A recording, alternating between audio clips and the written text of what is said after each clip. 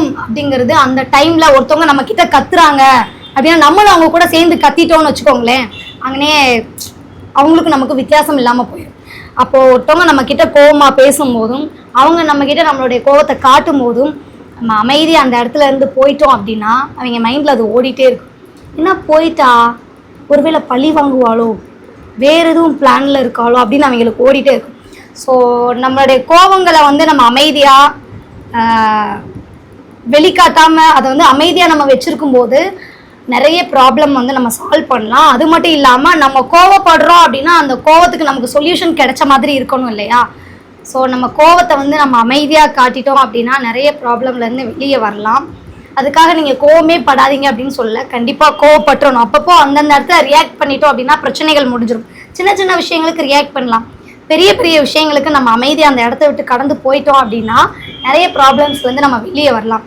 So maximum நமக்கு கோவம் வர டைமில் வந்து silence is the best weapon for every problems. So சைலண்ட்டை வந்து கீப் அப் பண்ணுங்கள். பெரிய விஷயங்களில் சின்ன சின்ன விஷயங்கள்லாம் அப்பப்போ சொல்லிடுங்க. யாராவது நமக்கு பிடிச்சவங்களோ பிடிக்காதவங்களோ நமக்கு பிடிக்காத விஷயத்த செய்கிறாங்க அப்படின்னா அதை அப்போவே சொல்லிடலாம்.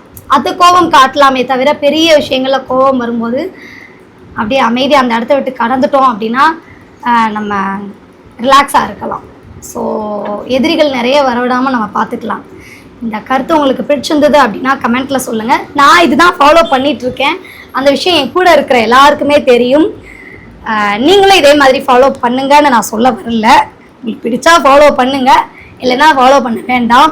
இதை ஜஸ்ட் யூடியூப் சேனல் அடிச்சிட போகிறாங்க, ஃபாலோ பண்ணுங்கள். நெக்ஸ்ட்டு வந்து என்ன விஷயம் அப்படின்னா, இது என்னை பிடிக்காதவங்களுக்கு கிடையாது, என்னை பிடிச்ச என்னுடைய ஃபாலோவர்ஸ்க்காகவும் என்னுடைய இன்ஸ்டா ஃபேமிலிக்காகவும் மட்டும்தான். பிடிக்காதவங்க பிளாக் பண்ணிடுங்க. Okay, by.